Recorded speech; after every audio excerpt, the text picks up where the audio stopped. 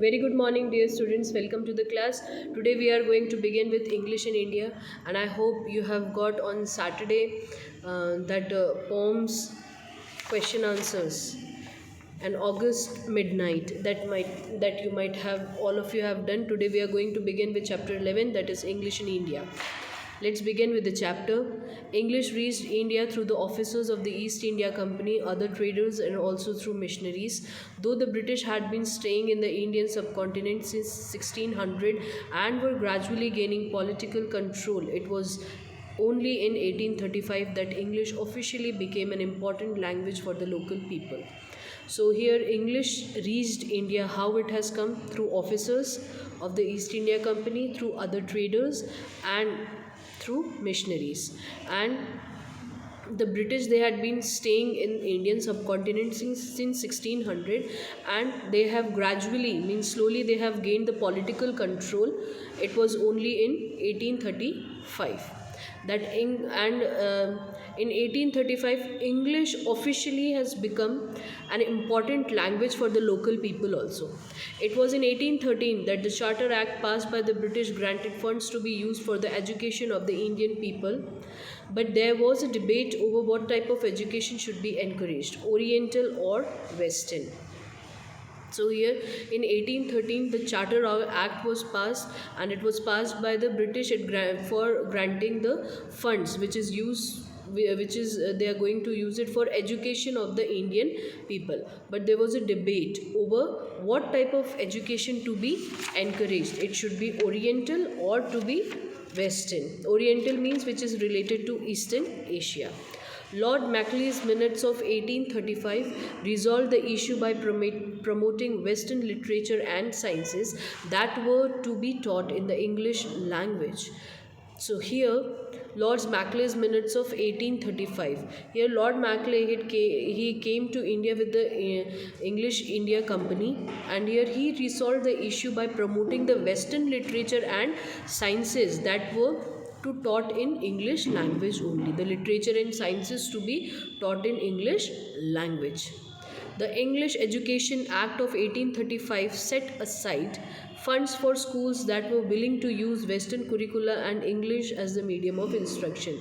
And the English Education Act of 1835 that was set aside funds for the school which were willing to use, those schools which were willing to use the Western curriculum and the medium of instruction to be for English only.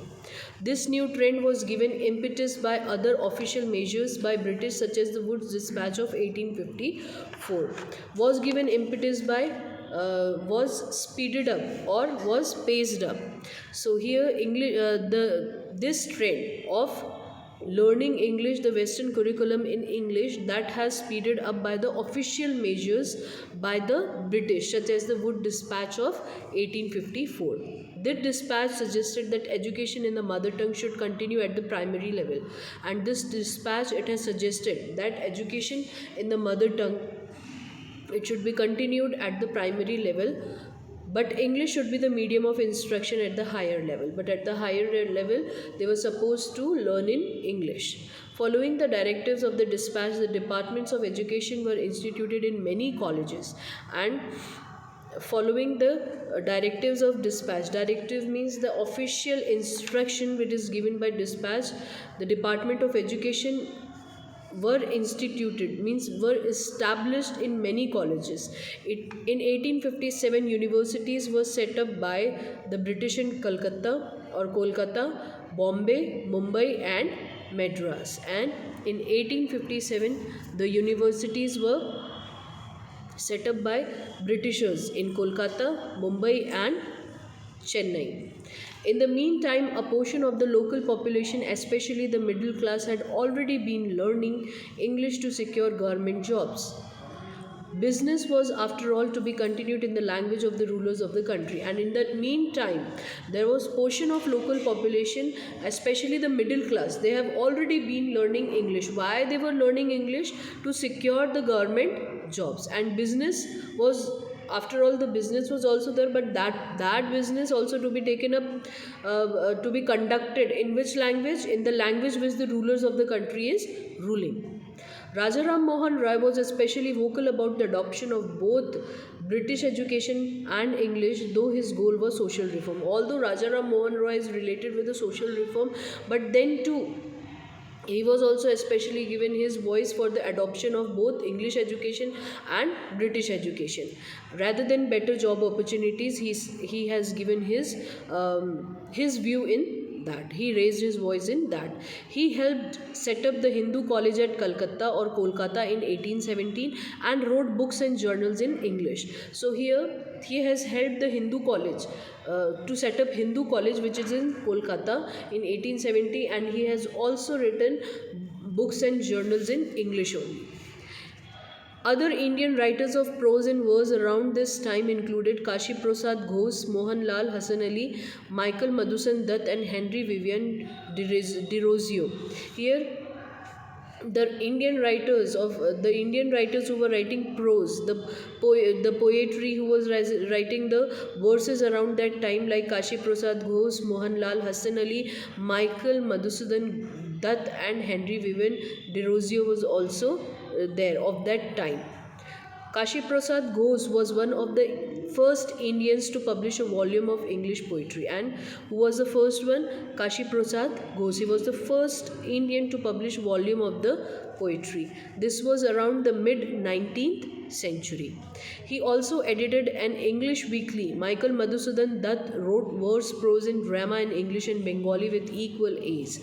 And Kashi Prasad Ghosh, he has edited an English weekly too, and Michael Madhusudan Dutt, he wrote the verses, the prose, and drama in English and Bengali with the same easiness. His narrative poem, The Captive Lady, was published, and his narrative poem, whose Michael Madhusudan Dutt's narrative poem, The Captive Lady, that was also published around that time only. And during that time, the Dutts were known as Indo-Anglian. They were known as Indo-Anglian. The literature first family means they belong to the literature first family that came into the scene. Then to this family belonged to the brilliant Toru Dutt, often referred to as India's Emily Bronte. And at that time, this family that has belonged to Toru Dutt, and they are referred to as Emily Bronte, and she was creative, learned, and a prolific poet. She was very creative, learned, and prolific. Prolific is the person who is able to produce a lot of poems. Her first work is the classic Achève Glin in French Field, and her first work, whose first work, Emily Bronte's first work in the classic was Achève Glin in French Fields. The number of Indians educated in English rose rapidly, and here the number of Indians, those who were getting education in English, they were rising up rapidly, increasing rapidly. However, Lord Macaulay's vision of producing English educated interpreters who would be Indian in blood and color but English in taste, in opinions, in morals, and in intellect backfired on the British in the long run. So here Lord Macaulay's vision was that for producing English educated interpreters, those who would be Indian by blood and color, but they should have the taste in English, in their opinions, in morals, in intellect, in their thinking also. Then he wanted to, Lord Macaulay's wanted that they should belong to India, but their thinking power, their creativity, their working power, it should be like the Englishman. But that has just, the Indian people has just done the opposite of what he was expecting at that time. From Rabindranath Tagore to Gopal Krishna Gokhale, Mahatma Gandhi to Jawaharlal Nehru, many prominent freedom fighters had received education in English but chose to uphold their own vision for India. From Rabindranath Tagore to Gopal Krishna Gokhale, Mahatma Gandhi to Jawaharlal Nehru, and many important freedom fighters, they have received education in India, but they had the vision to hold the vision in their for their own country. Newspapers such as Amrita Bazar Patrika and Bengali reached out to the fast growing English speaking intelligentsia and aroused patriotic fervor. So, here newspapers such as Amrita Bazar Patrika and the Bengali that has reached out to the fast growing English speaking intelligentsia. Intelligentsia means a term which is used for highly educated people. That has aroused patriotic fervor means one who has the feeling, the true feeling or emotion for his or her own country. Later, the newspapers such as the People, the Tribune, and Searchlight they took up the cause of freedom. Earlier, it was a work with Amrita Bazar Patrika and the Bengali, but now that has turned up to the People, the Tribune, and Searchlight. Leaders with a sound education in English came to the forefront of the freedom movement, and leaders, those who had the sound education, those who had done throughout their education in English, they have come as the forefronters for the freedom movement. English eventually turned into a vital link of communication for patriotic Indians from different corners of the vast subcontinent. Now here English that has turned to very important communication for the patriotic Indians from the different corners of the vast subcontinent. If they want to communicate, they used to communicate in English. The connection between Indians and English has strengthened over the century, and the connection between the Indians and the English that has strengthened. The bond has become very strong over that century. We study English at school and read newspaper printed in English every day. We study English at school and we read newspaper which is printed in English every day. Nowadays, English has emerged as the lingua franca of India, and nowadays English has become lingua franca. It is an Italian term for the language which is adopted as a common language between the speaker whose native languages are different. Now it has become common to all. Common to all means India, we know we have the diverse culture, even the languages, the religions, everything is different. But nowadays the primary language that the people want to use is English only, and it is working as a common link between the various linguistic communities of the countries. English allows Indians to find employment and education outside their home states, seek medical help at more advanced facilities, or enjoy vacations at places where they cannot express themselves in their own language. So here English, it has allows the Indians to find about the to find the job, to get the education outside their home states. Outside their home states means in spite of their states, now they can move out if they have the education in English. It has also helped them to get the medical facilities in a better advanced way, or they can enjoy the vacation at the places where they cannot express themselves in their own language. The use of English by Indians has become so prevalent that just like the English of Caribbean, our own hybridized Indian English has grown into recognizable form. Now, the use of English by the Indians that has become so prevalent that people have started speaking in that much, I mean so much they have enhanced themselves in speaking up. Just like that, the English of the Caribbean, our own hybridized Indian language, that has also become in a recognizable form. Although its spelling usually follows British English, although Indian English have the same spelling as the British English has, British English have, there are several features that mark Indian English as different, and there are so many features that have marked Indian English, the Indian English as different from other English. Indian English often reflects the influence of native Indian languages and tradition, and here Indian English that has reflects the influence of our connectivity to our land, that has means you can understand it by speaking also, that it has the more impact on our tradition. Let's see, for example, The suffix ji or the Urdu derived sahib may be added to a name or the title of a person older than oneself to show respect. Swamiji, Begum Sahib, and so on. Indian English is totally different. When you read a chapter, when you go through that chapter or any book, you will come to know that it is English language, because at so many times the suffixes and the Urdu derived word that has been used in English. Some common words in English have been borrowed from India, and common words which are in English that have been borrowed from India only.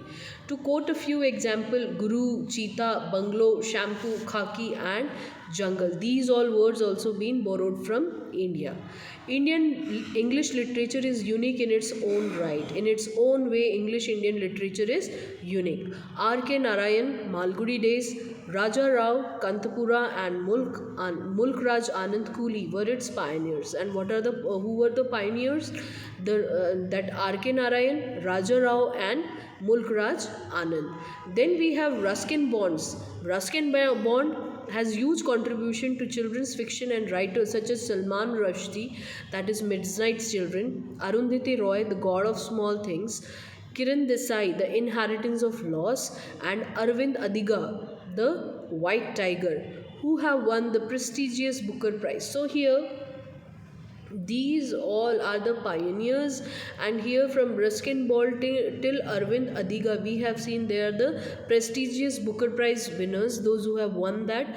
But along with that, they have written the child fictions. Popular writers such as Amitav Ghosh and Vikram Seth have also enriched the genre with their work, and same is the case with Amitav Ghosh and Vikram Seth. They have also enhanced the genre with their work. The genre means that what to say, this in that same flow they have also done a great job in that. Now today you do one thing, you do the word meanings, and you will get the PDF of this chapter. You have to do that. Complete these sentences you are supposed to do in the book itself. Then let's revise. That is also you are supposed to do. Then true false also you are supposed to do it on your own. I'll be sending the question answers today.